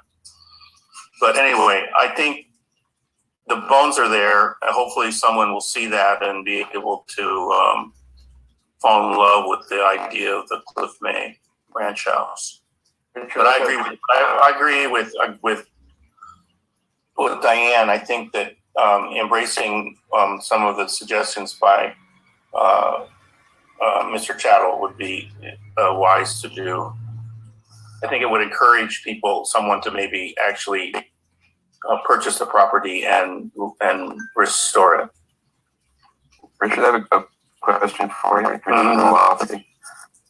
Do the miscellaneous additions that Cliff May did with Robert Wagner reflect any sort of transition in his work? As he sort of moved from 1939 to 1973, or are they so in style with the house that it doesn't reflect any further thinking in his evolution?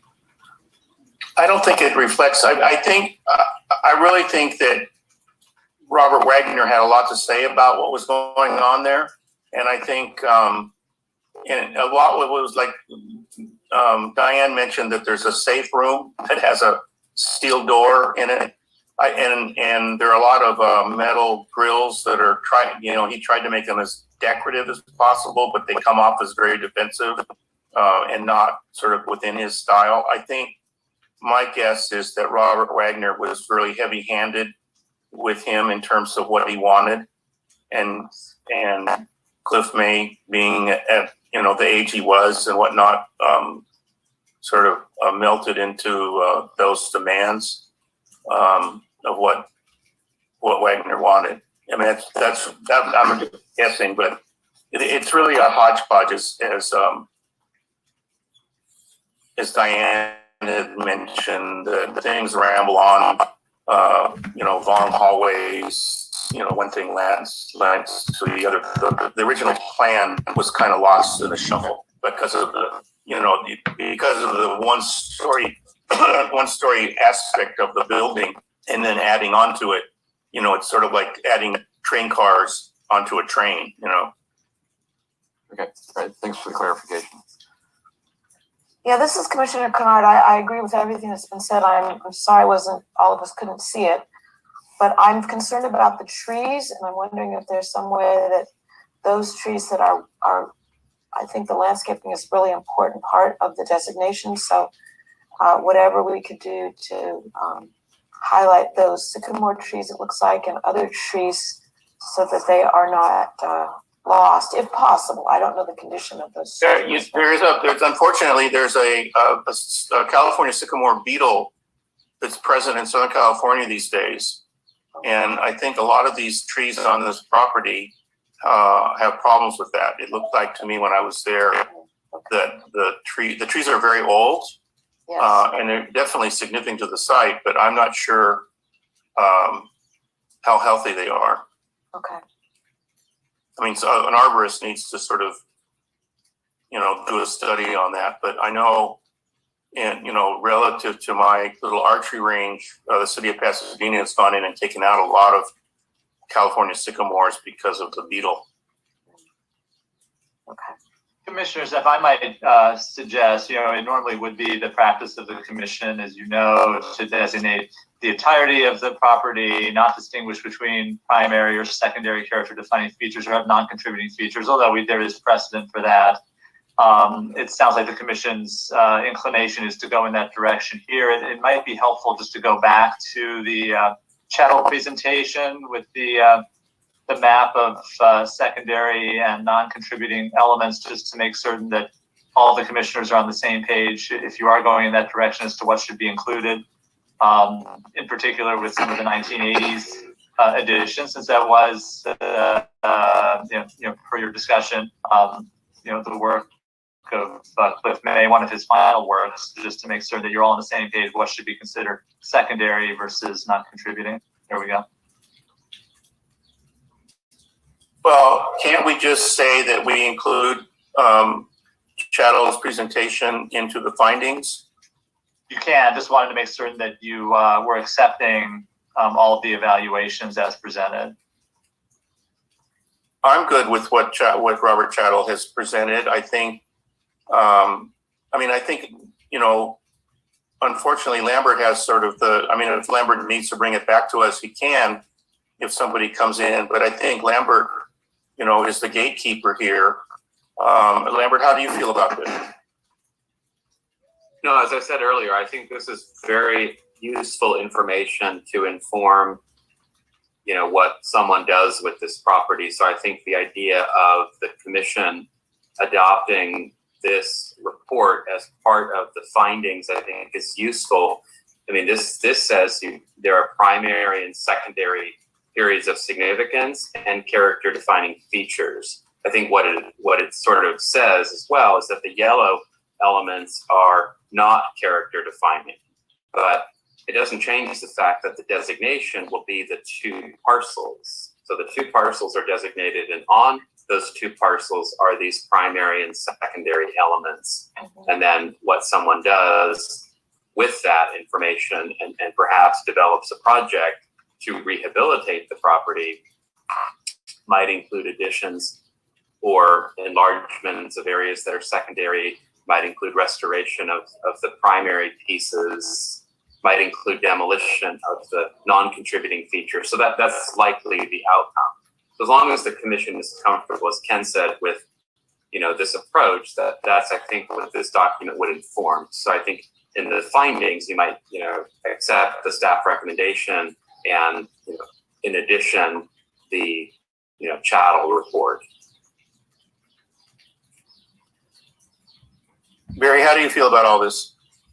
I'm going to throw something out there because going from what Diane was saying, are the subsequent Robert Wagner additions in fact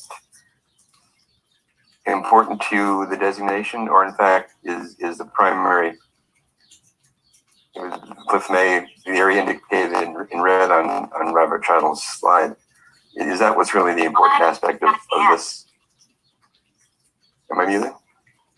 No. Yeah, we heard you. Okay. Is that really what the monument should be? That if all these other spaces that were added are contributing to sort of the maze-like characteristics and not the primary characteristics of Cliff May and the ranch, maybe we do just designate, what's highlighted in red, the original Cliff May structure. Well, Commissioner Malofsky, this is Lambert. I would just jump in. You kind of posed the question to Richard earlier, and again, not all commissioners could tour the property or didn't, but I think it's important to know as well that when Cliff May came back, particularly with Robert Wagner, to do these additions, he really touched the whole property. So yes, the kitchen was renovated, whether that was with Cliff May, I guess that was Buff and Hensman, but you can get the sense that the entire of the red, the original structure, was touched both by Cliff May when he lived there, the second remodel, as well as the Robert Wagner. So all the finishes tend to look like the later work of Cliff May. Okay. But I don't think you can simply remove the secondary and non-character defining features and end up with the earlier version of the Cliff May house. It won't turn out that way. Okay. Thanks But for the again, clarification. and when you overlay onto that the kind of condition aspects of the property that need attention, the water intrusion and the like, that I think you're the owner to correct those things would have to touch more of the house. But I don't think it's as simple as sort of removing these pieces and ending up with the original Cliff May house. Okay. It won't be that easy. From the exterior, it sort of holds together as Cliff May. It starts to fall apart once you go inside and you start seeing the ramblingness of the plan. It really rambles. Okay, that's okay. I think I think Lambert's clarification sort of gives me more comfort with going with the primary and secondary features. I think we need to let Lambert. I think we need to let Lambert do his job and sort of work with whoever comes in to buy this and wants to do something to it, and hopefully, they're sympathetic because it is a really big piece of property. Okay. Okay, this is Commissioner Canner. I move that we recognize the Cliff May House number 3, located at 1500 to 1505 North Old Oak Road, as well as 13263 West Sunset Boulevard, as a historic cultural monument. Adopt the staff report and include the shadow report that recognizes the secondary and the non-contributing aspects of the property. James Williams, City Planning. Allow me to interrupt this motion. We have a hand that is raised, and I wanted to ask if the commissioner had closed the public comment for this item. I believe I did, didn't I? Yes, you did. Okay, then we will move on with this motion at this time. We have a motion on the table. Do we have a second? Commissioner Malofsky, I second. Roll call, James. Certainly. Commissioner Canner. Yes. Commissioner Malofsky. Yes. Commissioner Kennard. Yes. Commissioner Barron. Yes. This motion passes. James Williams City Planning. I have a further issue as a point of order for the agenda, sir. We have received a couple of emails charging that public comment, item number 3, was cut short, and that there were several speakers who did not have an opportunity to speak on the, let me see, I believe it was the Landacre Cabins site. The Landacre Cabin is not on the agenda. Sir, I want to make a clarification for the record, and this is after speaking with the city attorney. I have explained to those who emailed me the challenge that it is not up for discussion. Nevertheless, they still have the right to make public comment and ask that it be put on an agenda. I tried to explain that in an email, and we're just asking if public comment could be reopened so that anyone who felt that they were not able to make public comment under item number 3 due to technical challenges, this is what's being charged in the email, can do so at this time. Technical challenges on their part, or technical challenges on our part? So I have reached out to our staff, and we were all monitoring for hands raised for the item. All hands that were raised, we called them, and when we saw no others, we moved on. But this, once again, sir, is what is being stated in these emails. So, Commissioner Barry, why don't we reopen? This would be under item 3, general public comment. Items not on the agenda, we could reopen general public comment for the purposes of taking additional comments, those who were here on Landacre Cabin. Yes, Diego Vasquez, City Planning. We're reopening general public comment. These are items not on the agenda. If you dialed in telephonically and would like to give public comment, please press *9 and *6 to unmute.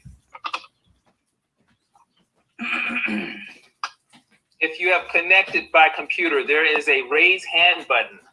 And so at this time, we are given the opportunity for those who feel that they have missed an opportunity to address the commission under item number 3, public comment, to speak at this time.